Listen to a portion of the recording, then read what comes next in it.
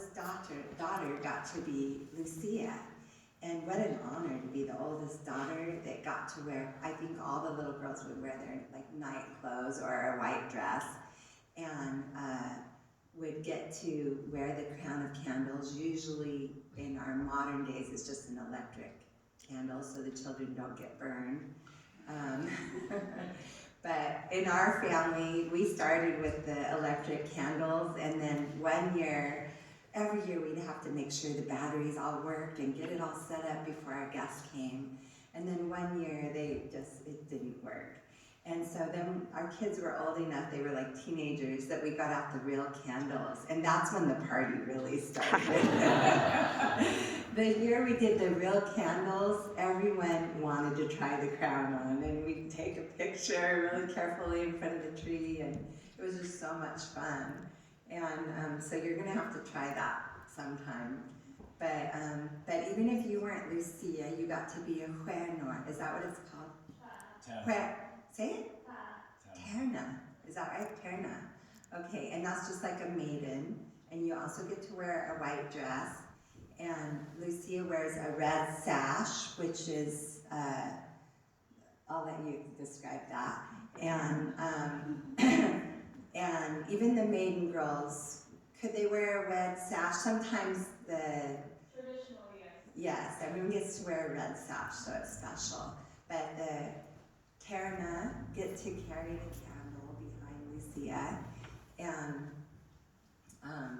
so last year, it was kind of our ultimate Lucia because all the churches were closed. Well, they weren't closed, they would only let 8 people in. And we wanted to do a big special thing, and all our plans got canceled.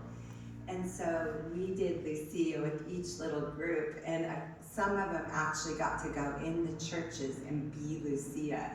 So that was, and the Swedish churches were so thrilled to have us come in.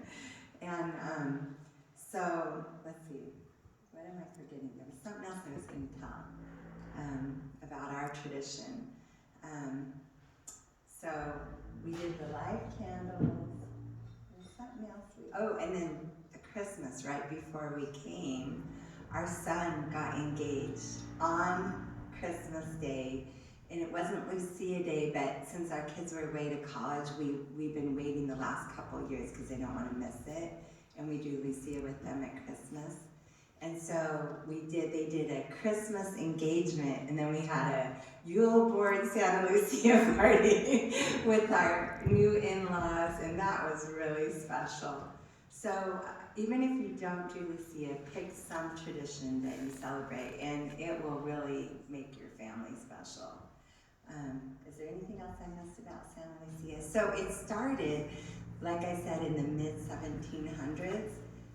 But then in 1926 or 27 is when it really became popular. There was, let me see if I can find, so I tell you right, a newspaper arranged a Lucia procession through Stockholm. And so that was kind of the first time they did an official procession. And then it became in the nursing homes, like in the schools, and it even became, is it still a beauty pageant here in Sweden? For when we were here, they would do a Santa Lucia in every city, and Lucia was chosen. And it was like a big deal back when Miss America and all that was popular. So that kind of changed how Lucia looked. Instead of it just being in every little home, everyone really celebrated it, really spread throughout. But to see it in a Swedish church and hear, there's like a procession of specific songs that you'll hear the Santa Lucia song followed by the Stoffen song, and there's like a whole lineup.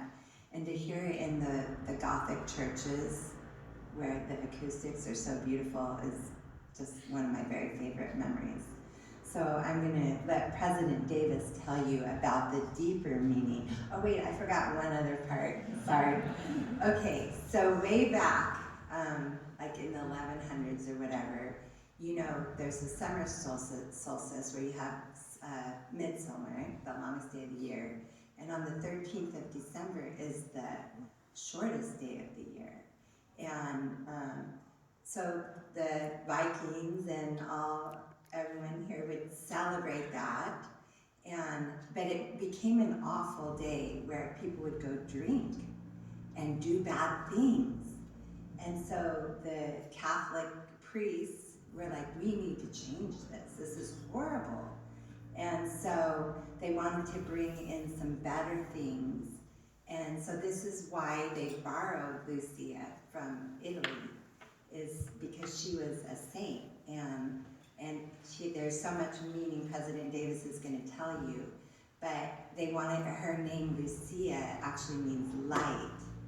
And since they love light and everything good, they wanted to like downplay all the bad and make it a happy, good Christian, good celebration. Okay.